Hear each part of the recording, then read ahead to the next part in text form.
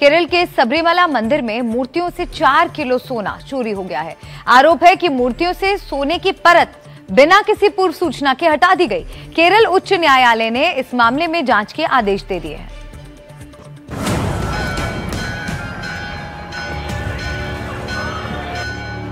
ये केरल का प्रसिद्ध सबरीमला मंदिर है।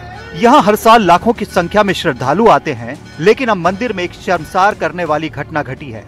आरोप है कि मंदिर की मूर्तियों पर सोने की परत चढ़ाने में धांधली हुई और मूर्तियों से करीब 4 किलो सोना चोरी हो गया है।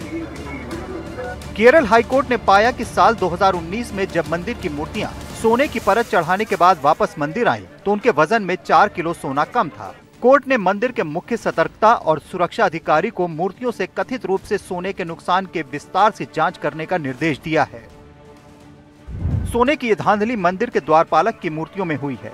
जस्टिस राजा विजय राघवन और जस्टिस केवी जयकुमार की पीठ ने कहा कि जब 2019 में नए सिरे से सोना चढ़ाने के लिए द्वारपालकों की मूर्तियों से प्लेटों को हटाया गया था, तो उनका वजन 42.8 किलो था। लेकिन चेन्नई की जिस फर्म को सोने की परत चढ़ाने का काम सौंपा गया था, उसके यहाँ वजन करने पर मूर्तियों के वजन में करीब 4.54 किलोग्राम की कमी थी।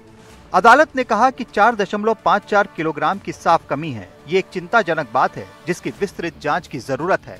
अदालत ने कहा कि द्वारपालक की मूर्तियां साल 1999 में आधिकारिक स्वीकृति के आधार पर स्थापित की गई थी और इन मूर्तियों की 40 साल की वारंटी थी। हालांकि केवल 6 साल के भीतर ही मूर्तियों में समस्या आ गई, जिसके कारण मूर्तियों का मरम्मत का काम शुरू करना पड़ा। ये विवाद तब शुरू हुआ जब त्रावणकोर देवस्थान बोर्ड ने 2019 में द्वारपालक की मूर्तियों पर लगे सोने से चढ़े तांबे की प्लेटों को मरम्मत और उन पर दोबारा सोना चढ़ाने के लिए भेज दिया। गौरतलब है कि मूर्तियों को भेजने के लिए विशेष आयुक्त या न्यायालय से मंजूरी भी नहीं ली गई थी। सबरीमला मंदिर भारत के केरल राज्य के पत्तनमथिट्टा जिले में एक पवित्र पहाड़ी पर मौजूद है। ये पश्चिम घाट में भगवान अयप्पा को समर्पित एक प्रसिद्ध मंदिर है। ये मंदिर क्यों इतना महत्व रखता है, आपको बताते हैं। ये मंदिर भगवान अयप्पा को समर्पित है। हर साल लाखों तीर्थयात्री यहाँ आते हैं। विश्व के सबसे बड़े तीर्थस्थलों में से एक है। दर्शन के लिए 41 दिन का कठिन व्रत रखना पड़ता है। प्रवेश के लिए नदी में स्नान करके 18 पवित्र सीढ़ियां चढ़नी पड़ती हैं। समुद्र तल से 3000 फुट की ऊंचाई पर है। मंदिर की यात्रा काफी चुनौतीपूर्ण है। तो सबरीमला मंदिर का श्रद्धालुओं में काफी महत्व है और ऐसे में मंदिर की मूर्तियों से सोना चोरी होना एक बड़ी घटना है। सारे तथ्यों को ध्यान में रखकर हाईकोर्ट ने त्रावणकोर देवस्थान बोर्ड के मुख्य सतर्कता और सुरक्षा अधिकारी को एक व्यापक जांच करने के निर्देश दिए हैं। साथ ही सभी पहलुओं की जांच करने और 3 हफ्ते के भीतर एक रिपोर्ट दाखिल करने का निर्देश दिया। पीठ ने आदेश दिया कि सभी रजिस्टर्ड सतर्कता अधिकारी को सौंप दिए जाएं और टीडीबी को जांच में सहयोग देने का निर्देश दिया गया है। Bureau report, NDTV India.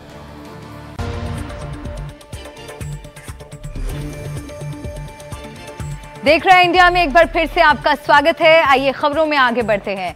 Girlfriend को लेकर यूपी के मेरठ में गोली चल गई। लड़की का बॉयफ्रेंड एक कबड्डी खिलाड़ी और इस घटना में उसकी जान बाल बाल बच गई। इस गोलीकांड ने कृषि विश्वविद्यालय में पढ़ाई करने वाले छात्र छात्राओं की सुरक्षा व्यवस्था पर सवाल खड़े कर दिए हैं। पूरा मामला सीसीटीवी में कैद हो गया है, देखिए।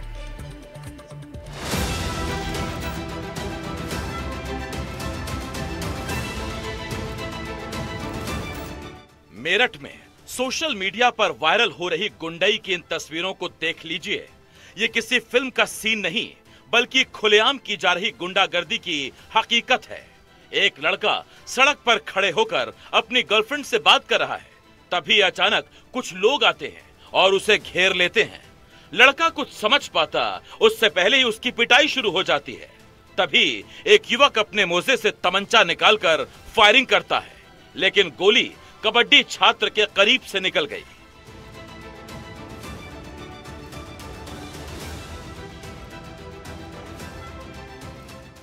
लड़की के बॉयफ्रेंड ने खुद को बचाने की बहुत कोशिशें की, लेकिन भारी संख्या में लोग होने के कारण उसे वहां से किसी तरह भागना पड़ा। गोली चलते ही वहां अफरा तफरी मच गई। लोग अपनी जान बचाकर भागते दिखे। आसपास दूसरे छात्र भी थे, लेकिन गनीमत रही कि गोली किसी को नहीं लगी। ये सब कुछ मेरठ की किसी सड़क पर नहीं, बल्कि सरदार वल्लभ भाई पटेल कृषि विश्वविद्यालय में हुआ। कृषि विश्वविद्यालय प्रशासन ने बड़ी संख्या में प्राइवेट गार्ड भी तैनात कर रखे हैं, लेकिन मारपीट और तमंचे से फायरिंग की इस वीडियो ने कृषि विश्वविद्यालय की सुरक्षा व्यवस्था पर सवाल खड़े कर दिए हैं उससे भी बड़ी बात यह है कि इंस्पेक्टर दौराला सुमन सिंह इस घटना के काफी देर बाद पहुंचे। क्या हुआ था कैंटीन के बाहर, आपको कैंटीन मालिक से सुनवाते हैं। एक गोली के मतलब जैसे गोली की आवाज होती है, धड़ाम जैसी वो है, एकदम से बाहर निकल कर हम आए, देखा तो 3-4 बच्चे इधर से भाग रहे हैं और 4-5 बच्चे इधर से भाग रहे हैं। दरअसल इस मारपीट और फायरिंग के पीछे लव ट्रायंगल का मामला सामने आ रहा है। जिस युवक को पीटा जा रहा है उसका नाम राजा है और वो कबड्डी का खिलाड़ी है। सरदार वल्लभ भाई पटेल कृषि विश्वविद्यालय में कैंटीन के पास खड़ा होकर वो अपनी गर्लफ्रेंड से बात कर रहा था। ये बात छात्रा के एक्स बॉयफ्रेंड देव को हजम नहीं हुई। अपने 7 साथियों को साथ लेकर वो सरदार वल्लभ भाई पटेल विश्वविद्यालय पहुंचा और अपनी एक्स गर्लफ्रेंड को उसके बॉयफ्रेंड से बात करता देख आग बबूला हो गया। एक के बाद एक कई युवकों ने राजा को घेर लिया और दौड़ा दौड़ा कर पीटना शुरू कर दिया।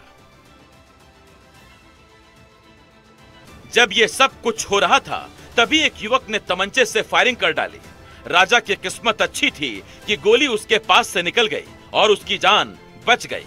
हमलावर विश्वविद्यालय के हैं या फिर बाहर के, इसकी जांच की जा रही है। पीड़ित कबड्डी खिलाड़ी की शिकायत पर पुलिस ने आरोपी देव सहित 6 हमलावरों के खिलाफ मुकदमा दर्ज कर लिया है। मेरठ के एसपी सिटी आयुष विक्रम सिंह का कहना है कि पुलिस ने 2 टीमें हमलावरों की गिरफ्तारी के लिए गठित कर दी हैं और दबिश दी जा रही है। ये अपनी एक फ्रेंड के साथ बात कर रहा था, तभी कुछ लड़के वहाँ पे आते हैं और उनके साथ कहासुनी होती है और मारपीट होती है तथा एक व्यक्ति इनके पीछे तमंचा लेकर भागता है। पूरा ही मामला सीसीटीवी कैमरे में कैद हुआ है। इसमें पुलिस द्वारा मामले का संज्ञान लिया गया है। जानकारी करने पर एक व्यक्ति का नाम देव प्रकाश में आया है और इसमें बाकी लोगों की पहचान की जा रही है। इसमें सुसंगत धाराओं में मुकदमा पंजीकृत किया गया है। पुलिस की 2 टीमें इसमें गिरफ्तारी के लिए लगाई गई हैं। जल्द ही इन्हें गिरफ्तार कर आवश्यक कार्रवाई की जाएगी। मेरठ के सरदार वल्लभ भाई पटेल कृषि विश्वविद्यालय में खुलेआम मारपीट और गोली चलाने की घटना से वहां आने जाने वाले छात्र छात्राएं दहशत में हैं। जिस वक्त पिटाई के बाद दबंगों ने गोली चलाई वो वहां से गुजर रहे किसी छात्र या फिर छात्रा को भी लग सकती थी, लेकिन गनीमत रही कि कोई बड़ी घटना होने से बच गई। सवाल ये भी उठ रहा है कि आखिर हमलावर तमंचा लेकर विश्वविद्यालय पहुंच कैसे गए और किसी को खबर तक नहीं लगी।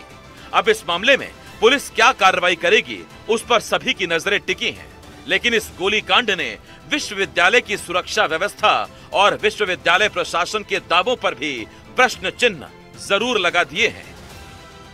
Bureau report, NDTV India.